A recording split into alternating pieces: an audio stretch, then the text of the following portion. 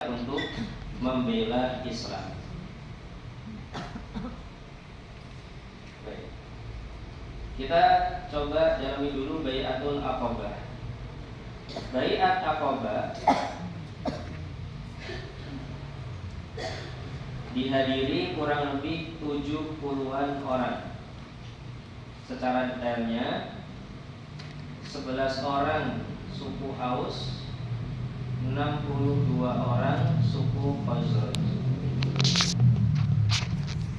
Jadi 70-an orang yang hadir Bai'atul Aqabah dari Madinah. Di mana Bai'atul Aqabah diadakan? Di daerah Aqabah. Di mana itu? Di dekat Mekah. Saat apa? Saat musim haji. Jadi orang-orang Madinah ke Mekah melaksanakan haji. Setelah melaksanakan haji, ada Bai'atul Aqabah. Nah, apa yang dijanjikan oleh sahabat-sahabat Ansor, sahabat-sahabat Madinah kepada Nabi SAW? Di antara yang dijanjikan adalah selalu taat dan setia kepada Nabi. Yang kedua, selalu membantu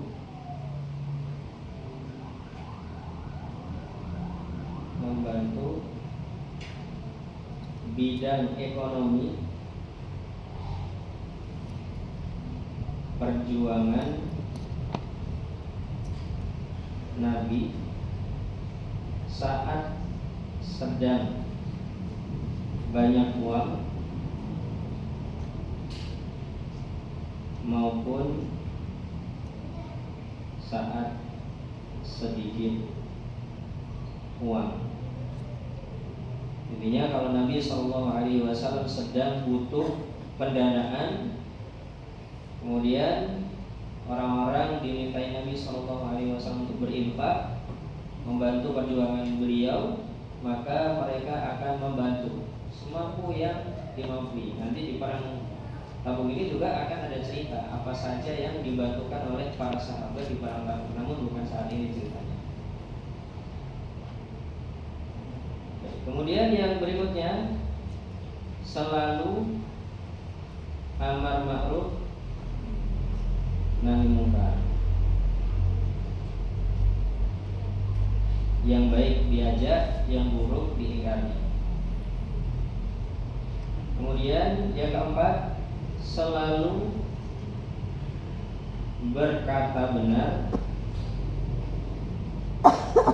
dan tidak takut dicela orang.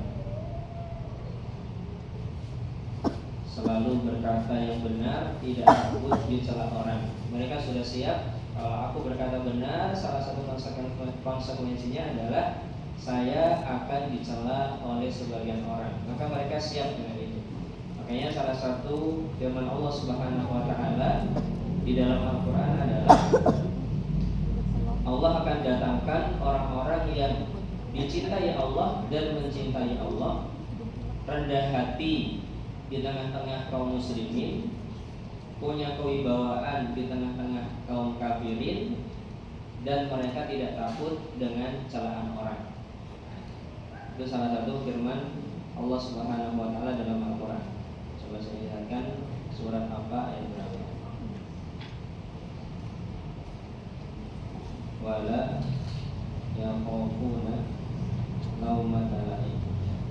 Jadi di surat Al-Maidah ayat 84 di sini Allah Subhanahu wa taala menyatakan nanti akan mendatangkan orang-orang yang tidak takut dicela oleh orang. Wala yakhafuna laumata laim. Kalau sudah berada di atas kebenaran, yang dikatakan adalah kebenaran, yang dilakukan adalah kebenaran, ada orang yang mencela, sudah tidak apa-apa. Saya sudah siap dengan psikologisnya. Jadi secara psikis dia sudah siap untuk menerima celaan-celaan ini. Ini salah satu sifat yang Allah janjikan akan membela nabinya. satu sifat orang-orang Ansor. Surat Al-Maidah ayat 54. Baik, kemudian yang kelima yang dijanjikan oleh orang-orang Ansor di perjanjian Aqabah itu adalah membela dan melindungi Nabi sebagaimana mereka melindungi istri dan anak mereka. Membela dan melindungi Nabi sebagaimana mereka membela dan melindungi anak istri. Itu janji dari orang-orang Ansor ketika bertemu dengan Nabi SAW di Bai'atul Aqabah. Makanya kata Al-Abbas bin Abdul Muthalib, paman Nabi ketika itu belum masuk Islam, mengatakan kepada orang-orang Ansor ini, kalian punya janji apa sama Muhammad? Kalau kalian nggak bisa melindungi dia, kalian nggak usah ajak-ajak pergi ke Madinah. Biar dia di sini, kami yang lindungi. Padahal Al-Abbas dan kerabat Nabi yang lainnya masih belum Islam, tapi melindungi Nabi SAW. Maka ada kalimat-kalimat ini. Kami berjanji setia dengan beberapa poin yang telah kami sebutkan. Akhirnya Nabi SAW tadi siap untuk berhijrah ke Madinah gara-gara perjanjian Aqabah ini. Jadi di antara maklumat Bai'atul Aqabah ini adalah Bai'atul Aqabah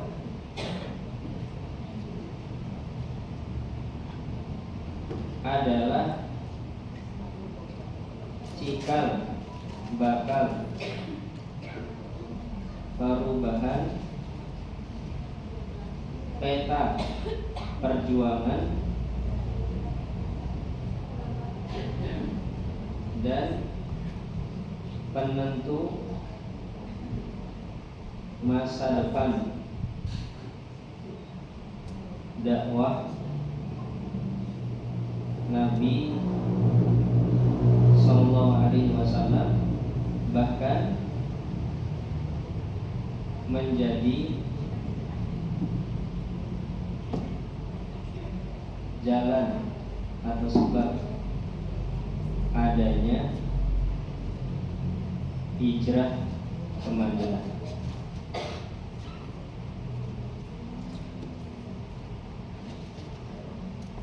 Ini namanya Bai'atul Aqabah, cikal bakal perubahan peta perjuangan dan penentu masa depan dakwah Nabi, bahkan menjadi jalan dan sebab adanya hijrah ke Madinah.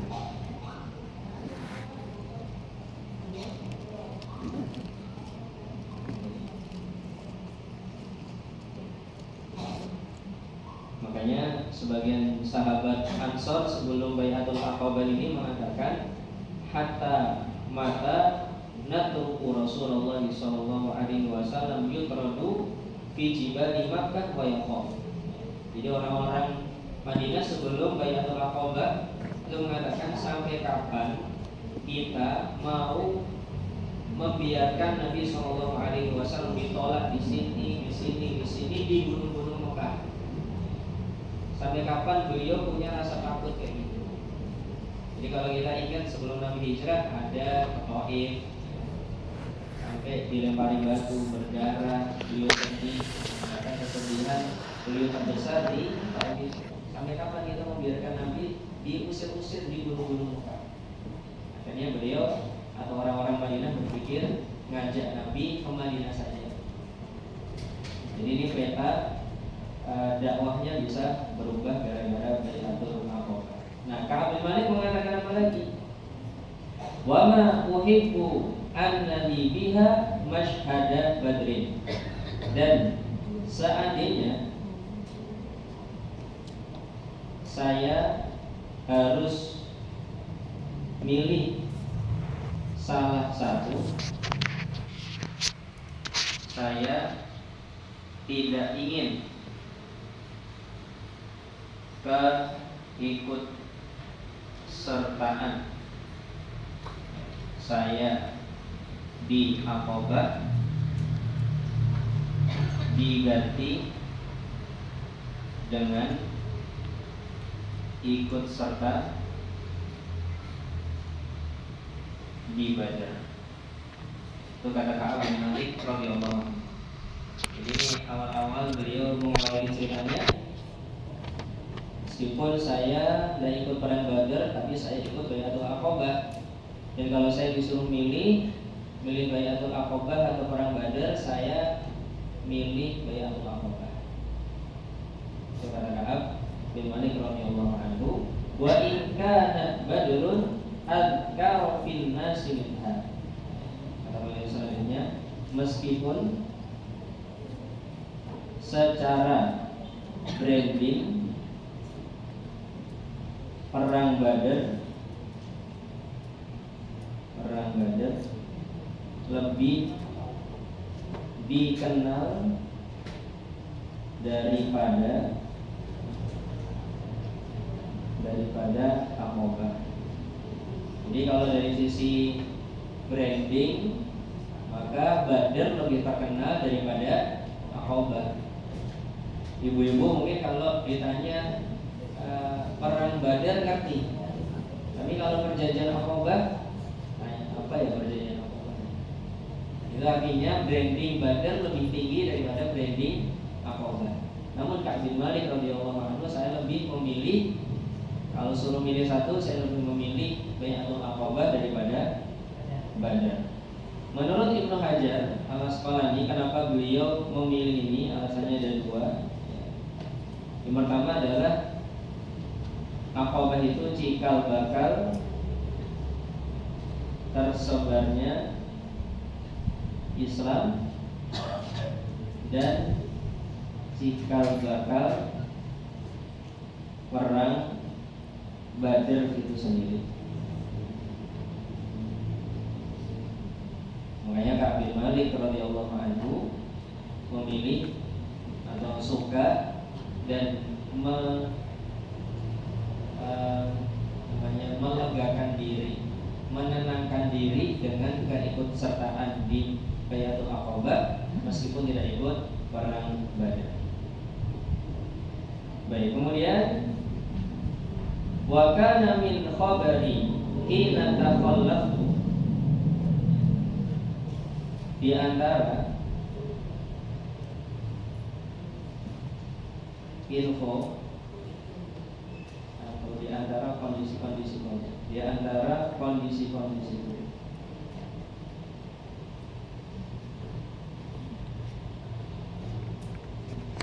ketika aku tidak membersamai Nabi Sallallahu Alaihi Wasallam di perang Tabuk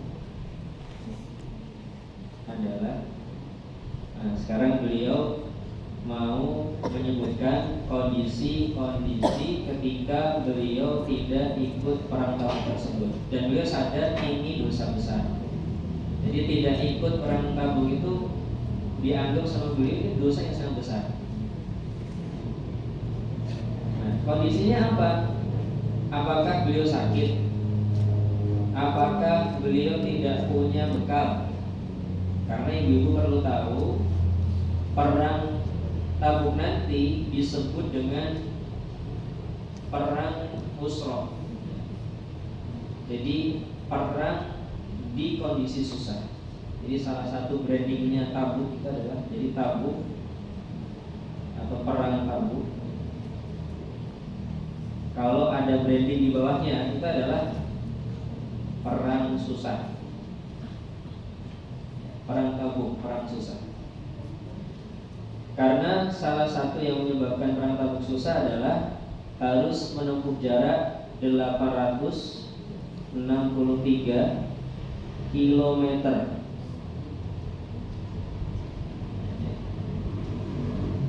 Kemudian panas ekstrim sedang melanda Madinah. Jalannya nanti ibu-ibu akan tahu juga disebut dengan mafaza. Apa itu mafaza? Yaitu padang pasir yang tidak akan ketemu air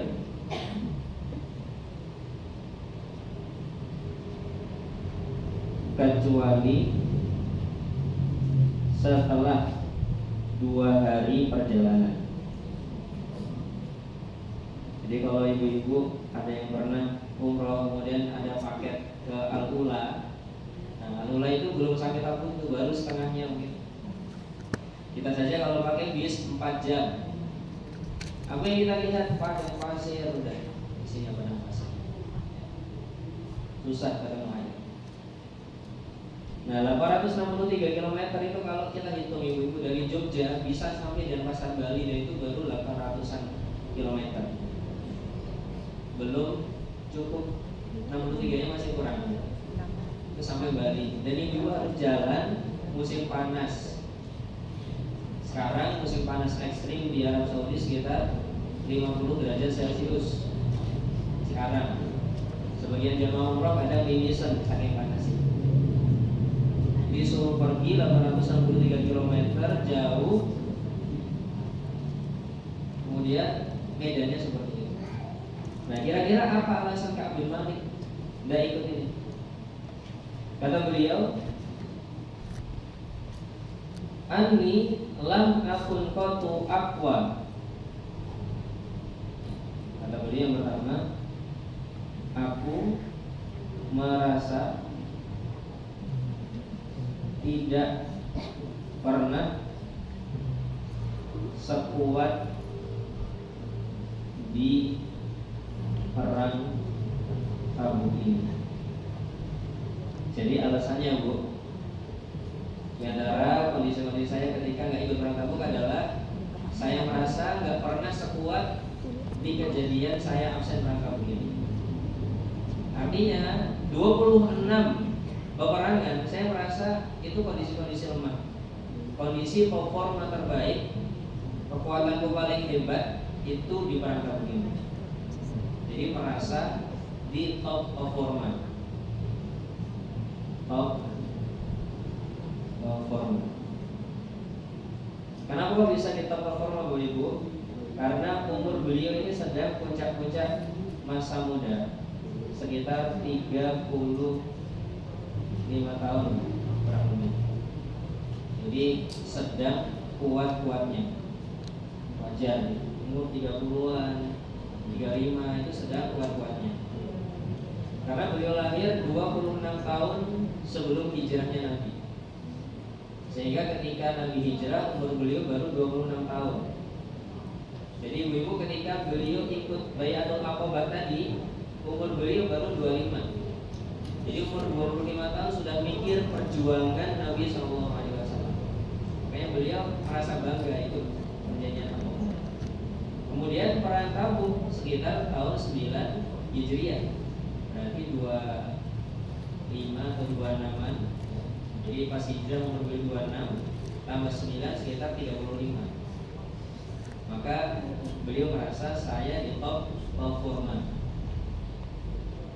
sedang kuat-kuatnya.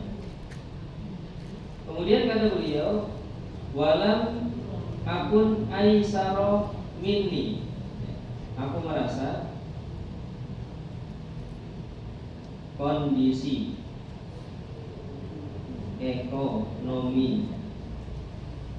ekonomiku tidak sebagus di perang ini.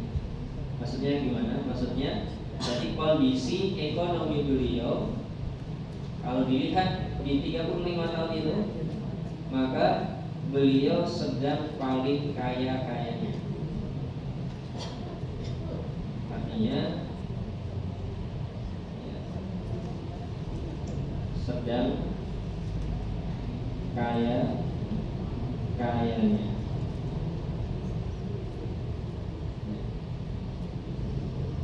Ini Ini kata Ka'ab bin Malik radhiyallahu anhu. Beliau bahkan menegaskan berkaitan dengan kalimat ini, wallahi ma jama'tu qablaha rahilataini qattu hatta jama'tuhuma fi tilkal qaswah. Saya tidak pernah bisa menyiapkan dua kendaraan perang kecuali di perang Tabuk ini. Jadi kalau ibarat bahasa kita, saya nggak pernah bisa punya dua mobil kecuali di kejadian ini. Sebelum-sebelumnya cuma punya satu mobil atau satu kendaraan. Saya punya dua kendaraan, ya di perang Tabuk ini. Artinya saya sedang kaya-kayanya, sedang kuat-kuatnya. Jadi beliau ini tidak ikut perang Tabuk bukan karena sakit, tidak ikut perang Tabuk bukan gara-gara tidak punya uang. Memang ada Ustaz, di perang Tabuk ini ada orang-orang yang nggak punya uang, nggak bisa ikut perang. Ada itu. Kalau ibu-ibu pernah baca di surat At-Taubah,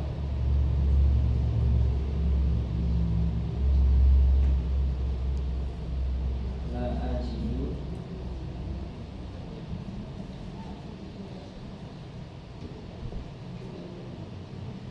jadi di perang Tabuk ada orang-orang yang nggak punya uang, nggak bisa ikut karena harus mandiri gitu. Jadi ikut perang itu nggak dibiayai, mandiri. Meskipun sudah banyak sahabat yang bersedekah. Di surat At-Taubah ayat 92 ini Allah menyebutkan kondisi sebagian orang-orang yang nggak bisa ikut perang Tabuk.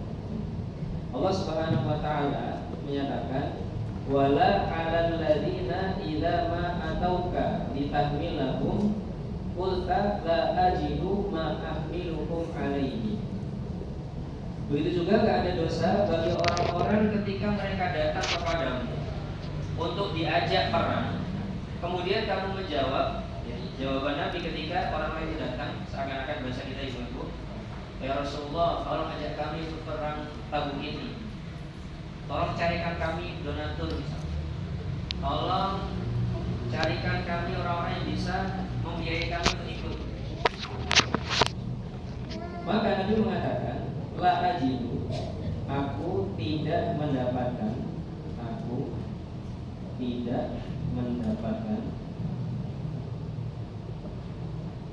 ma ahmilukum alaihi, apa bahasa lainnya, aku tidak mendapatkan akomodasi lagi untuk kalian. Jadi Nabi mengatakan, aku tidak mendapatkan akomodasi lagi untuk kalian. Sudah habis. Padahal itu Utsman bin Affan sudah sedekah 300 ekor unta untuk menyiapkan di peperangan ini. Abu Bakar As-Siddiq itu sudah semua uang di rekeningnya sudah dibawa untuk Nabi SAW. Jadi kalau ibu-ibu pernah dapat cerita para sahabat bersedekah luar biasa, salah satunya di perang Tabuk. Yang Abu Bakar sudah sedekah semua uang. Utsman bin Affan 300 ekor unta, kemudian 1000 dinar. 1000 dinar itu kalau diuangkan, satu dinarnya 3,4,25 gram emas. Dikalikan 1000, berarti sekitar, ya susah banget, 4,25 kalikan 2 juta aja ya. 2 juta itu sudah 8,5 juta satunya. Nah kalau dikalikan 1000 itu sudah 8,5 M yang disedekahkan oleh Rasulullah. Itu uangnya saja. Tapi Nabi masih mengatakan, aku nggak bisa ngajak kamu lagi, udah nggak ada akomodasi, makanan, transportasi udah nggak ada, habis.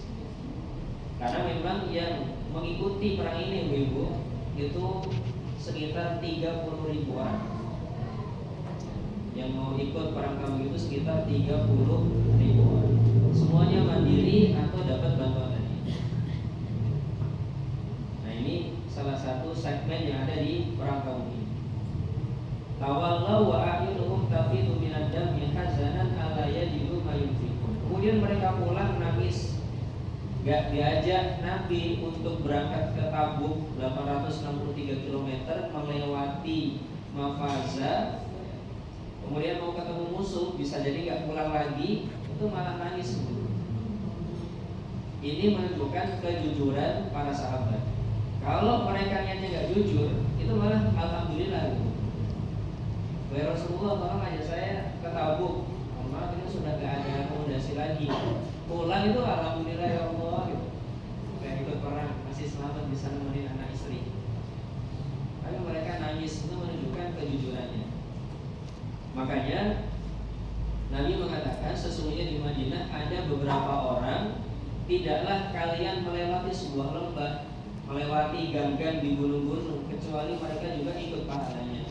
Mereka gak ikut gara-gara punya udzur syar'i, ada yang sakit, ada yang gak punya biaya, dikasih pahala sama Allah SWT karena jujur niatnya. Jadi kalau ibu-ibu jujur niatnya melakukan sebuah amal kebaikan, kemudian kok gak jadi melakukan gara-gara sebuah udzur, tetap dapat pahalanya. Itu kemurahan dari Allah SWT. Jadi ada orang-orang yang tidak punya biaya. Nah, Ka'ab bin Malik radhiyallahu anhu bisa nyiapin 2 kendaraan perang. Ini kehebatan ataupun kondisi Ka'ab bin Malik radhiyallahu anhu ketika itu. Nah, ibu-ibu yang dimuliakan Allah Subhanahu wa taala, kita berhenti dulu kisahnya di sini. Karena kalau diteruskan, itu kita enggak petik-petik faedah. Nah, apa pelajaran yang bisa kita petik dari kondisi ini?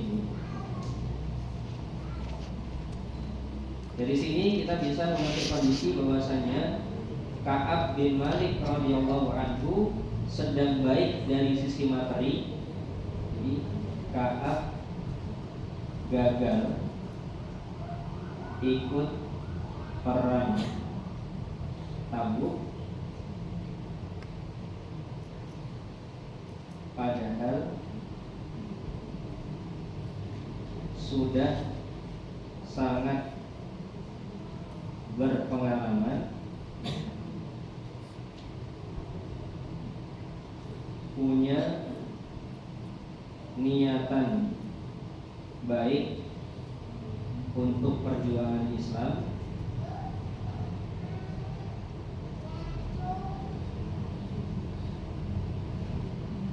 punya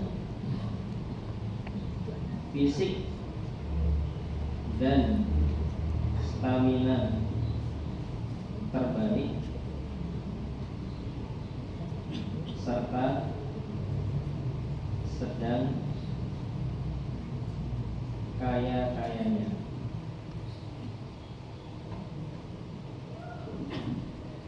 Nah, kalau ibu-ibu perhatikan apa yang kita tulis ini disebut dengan faktor kesuksesan.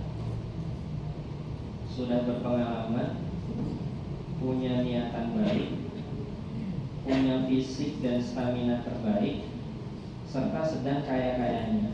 Kalau dipikir-pikir gak mungkin gagal, gak mungkin bisa gagal. Tahun 26 perang ikut semua, kok sekarang yang terakhir malah gak ikut. Jadi kalau dipikir, ini semuanya faktor penyebab keberhasilan. Bahkan kalau kita pikir-pikir lagi, orang yang hebat akan sangat tertantang untuk ikut hal-hal yang menantang adrenalin.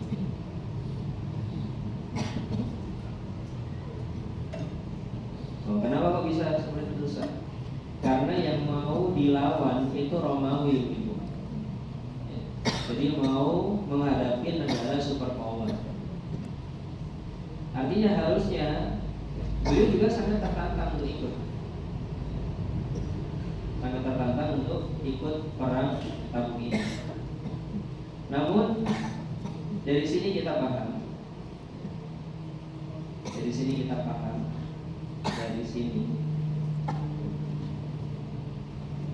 paham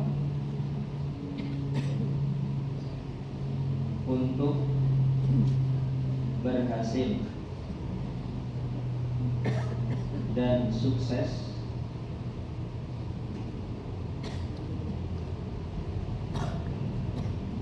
kunci utamanya adalah taufik Allah kepada seorang hamba. Dari sini kita paham untuk berhasil dan sukses kunci utamanya adalah taufik dari Allah Subhanahu wa taala.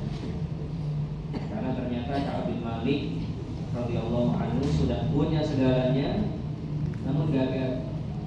Apa yang menyebabkan beliau tidak punya taufik? Itu nanti ibu-ibu akan belajar di pertemuan selanjutnya. Apa yang menyebabkan Ka'ab bin Malik gagal? Perasaan apa yang menyebabkan taufik Allah itu nggak datang? Karena kalau Allah Subhanahu wa taala sudah menolong dan membantu, dia nggak punya sebab aja bisa jadi bisa. Saya coba bercerita tentang para nabi ataupun yang semisalnya nggak punya sebab bisa berhasil gara-gara pertolongan Allah Subhanahu wa taala. Jadi Ka'ab bin Malik punya sebab tapi nggak punya taufik dari Allah Subhanahu wa taala ketika itu. Gara-gara sebuah kesalahan yang beliau lakukan.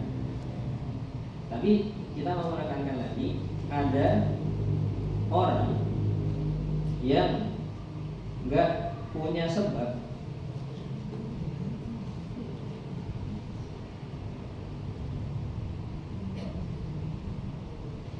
tapi bisa berhasil,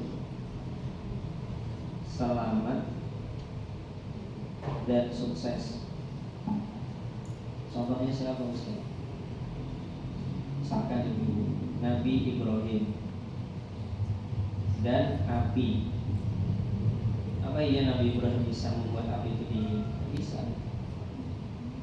Tapi Nabi Ibrahim ketika ditawari oleh malaikat, Ibrahim kamu butuh bantuanku enggak? Kata Ibrahim alaihissalam, kalau bantuanmu aku enggak butuh. Adapun kalau Allah, fahasbunallah wa ni'mal wakil. Apa yang terjadi ibu? Allah langsung merubah hukum api yang tadinya panas jadi dingin. Allah langsung firmankan, kuni bardan wa salaman ala Ibrahim. Api jadilah dingin yang tidak menyakiti Ibrahim. Gak punya sebabnya. Tapi kalau Allah sudah berkehendak, sudah menolong, maka semuanya bisa. Contoh yang lainnya ibu misalkan Maryam dan pohon korma. Apa yang terjadi dengan Maryam dan pohon korma ibu? Ketika Maryam mau melahirkan Nabi Isa alaihissalam, beliau melarikan diri. Ketika sudah mau melahirkan, beliau lemas, gak punya energi. Apa yang difirmankan di surat Maryam? Wa huzzi ilaiki bi jiz'in nakhlati tusaqit 'alayki rutban janiyya. Maryam, goyangkan pohon korma itu, nanti rutab-rutab korma-korma muda yang segar akan berjatuhan, bisa kamu gunakan untuk sumber energi. Kalau dipikir-pikir ibu-ibu, bisa nggak wanita mau melahirkan kemudian goyangin pohon korma, bukan pohon mangga?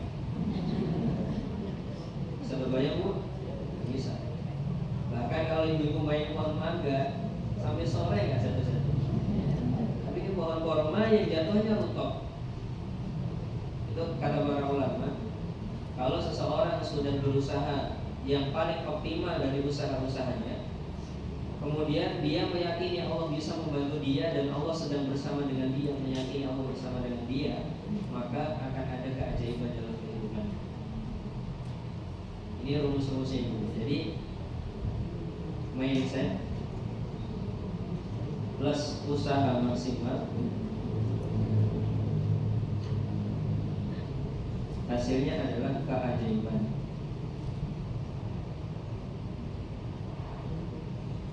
Mindset plus usaha maksimal, hasilnya adalah keajaiban. Nah, mindset ini apa? Ini yang sedang tidak dimiliki oleh Ka'ab bin Malik, tapi dimiliki oleh yang saya ceritakan tadi. Ini baru 2, masih banyak cerita yang lain. Mindsetnya benar, usahanya maksimal, maka akan ada keajaiban. Kalau ibu-ibu mindsetnya salah, usahanya maksimal, maka yang jadi itu kesombongan. Kalau mindsetnya benar, usahanya nggak maksimal, itu adalah kemalasan.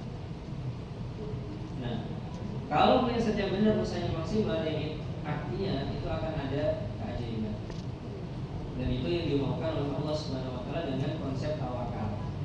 Tawakal itu mindsetnya benar, usahanya maksimal, maka akan ada keajaiban. Saya berikan contoh yang lainnya dengan konsep-konsep ini. Bahwasanya taufik dari Allah Subhanahu Wa Taala itu yang penting, dan itu diundang dari pola pikir dan mindset. Kisahnya misalkan Nabi Muhammad SAW, Abu Bakar, Buathur, dan orang kafir. Gimana itu Ustaz?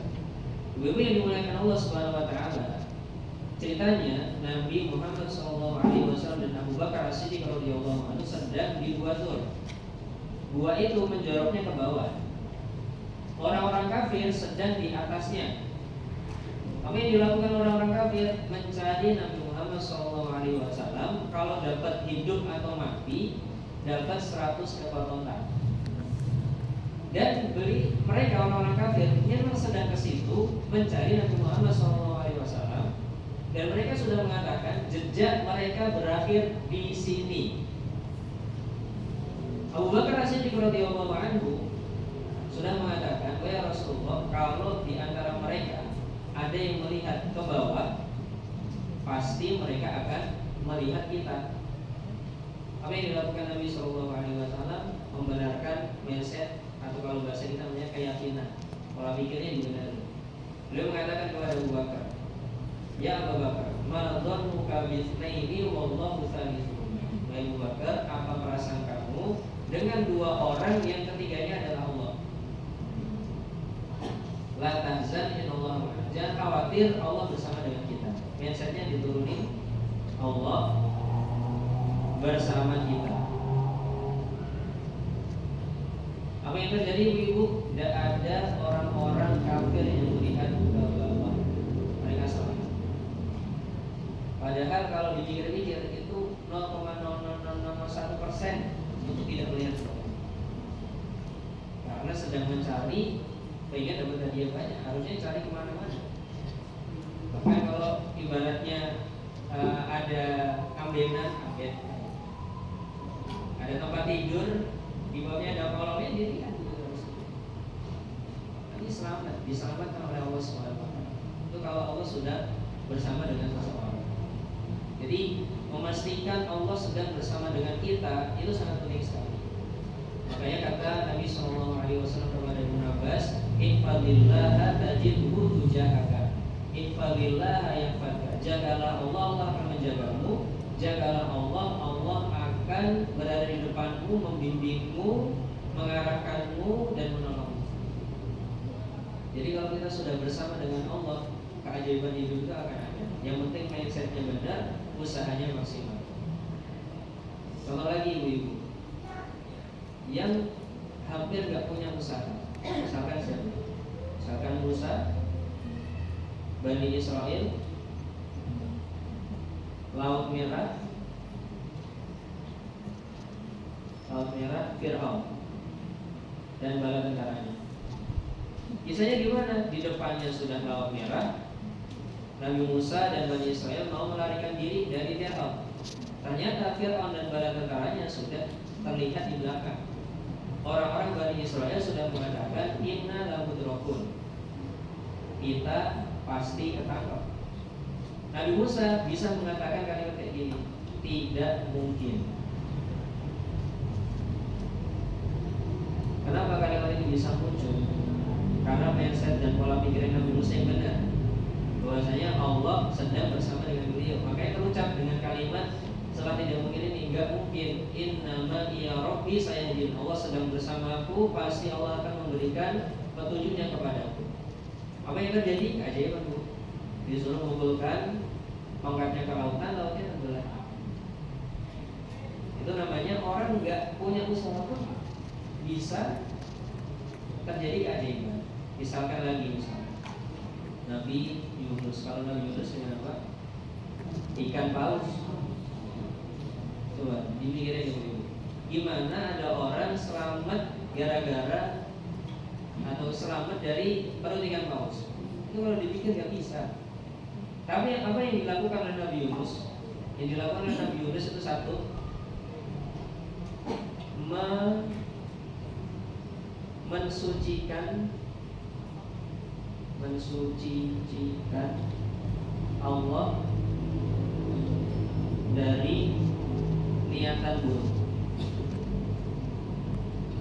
Artinya Nabi Yunus itu mengatakan, meskipun aku saat ini sedang di dalam perut ikan paus, di lambungnya ikan paus, Allah gak punya niatan buruk denganku. Itu Nabi Yunus dikuatkan dalam dirinya, mindsetnya dibenarin. Kemudian yang kedua, menegaskan bahwa hanya Allah yang pantas diibadahi. Artinya meskipun aku sedang dalam kondisi seperti ini, Allah gak punya niatan buruk denganku, dan aku masih meyakini bahwasanya Allah yang paling pantas diibadahi. Terkadang ada orang-orang kalau sudah keterima musibah, ibu-ibu sudah keterima musibah mengatakan, kok aku kemudian memang aku nggak mau sholat lagi, karena gitu, aku nggak mau taat lagi. Kenapa? Putus asa sama Allah, buruk sangka sama Allah. Nabi Yunus enggak. Allah tetap suci dari kekurangan, ketidaksempurnaan dan niatan buruk, dan yang pantas diibadahi masih Allah. Dalam kondisi seperti ini, Allah yang masih pantas diibadahi. Kemudian yang ketiga, beliau menyalahkan diri sendiri. Memang aku yang salah. Memang aku yang salah. Ini tiga kalimat ini, ibu, disingkat oleh Nabi Yunus dengan La ilaha illa anta subhanaka inni kuntu minadz dzalimin. Dan itu isinya tiga itu. Mensucikan Allah dari niatan buruk, menegaskan bahwa Allah yang paling pantas diibadahi meskipun kondisi beliau sudah kayak gitu. Yang ketiga, memang aku yang salah. Apa yang terjadi? Dibantu selesaikan Allah. Nah, yang tidak dimiliki oleh Ka'ab bin Malik radhiyallahu anhu nanti adalah mindset ini. Mindset ini yang menyebabkan beliau gagal untuk ikut para tamu. Mudahnya nanti ibu akan mendapati kalimat dari Ka'ab bin Malik, ya, nanti ceritanya masih panjang. Di tengah-tengah cerita itu kalimat Ka'ab bin Malik adalah, aku bisa berangkat kapanpun aku mau. Ini kalimatnya Ka'ab bin Malik radhiyallahu anhu ketika itu. Salah satu penyebabnya ini. Nanti ada penyebab-penyebab lain yang disebutkan oleh Ka'ab bin Malik. Salah nggak ini? Dari sisi logikanya benar. Kenapa? Karena beliau sedang kuat-kuatnya, sedang sehat-sehatnya, sedang kaya-kayanya. Wajar kalau muncul kalimat ini. Aku mau berangkat kawan pun bisa. Malah gara-gara kalimat ini beliau nggak bisa. Namanya salah mindset. Kita bisa melakukan sesuatu itu murni karena pertolongan Allah SWT. Kita dituntut usaha, tapi usaha itu adalah bagian kecil dari kesuksesannya ada pada diri. Nah, nanti ketika beliau sudah bertobat, ibu-ibu, karena kan ini pembahasannya di bab tobat. Setelah bertobat, nanti beliau kalimatnya nggak kayak gini. Kalimatnya sudah berubah. Itu panjang ceritanya. Allah Ta'ala alam bisawab. Intinya ini pelajaran yang bisa kita ambil di kesempatan pagi hari ini, kita harus menguatkan iyyaka na'budu wa iyyaka nasta'in kita. Kita harus menguatkan ya hayyu ya qayyum bi rahmatika astaghits asli li sya'ni kullahu wa la takilni ila nafsi tarfata ain. Terus minta pertolongan kepada Allah, minta bantuan kepada Allah. Pastikan Allah membersamai kita, karena kalau Allah membersamai kita, semua masalah yang ada itu bisa selesai meskipun kita tidak punya sebab-sebab penyelesaian. Wallahu ta'ala a'lam bishawab. Saya kembalikan kepada Masya Allah, baru kita paham ya Ibu apa makna di balik judul yang Ustaz kasih kemarin. Saya juga terpikir-pikir apa artinya punya segalanya tapi tetap gagal. Kita baru paham bahwa si Ka'ab ini lagi muda-mudanya, lagi kaya-kayanya, terus dia sok-sokan saya 26 perang ikut, yang satu ini saya pasti ikut, ternyata enggak. Nah itu intinya. Mungkin ada yang Ibu mau tanyakan, monggo. Ya, Mbak, siapa tuh yang di belakang Mbak Ayu? Satu lagi.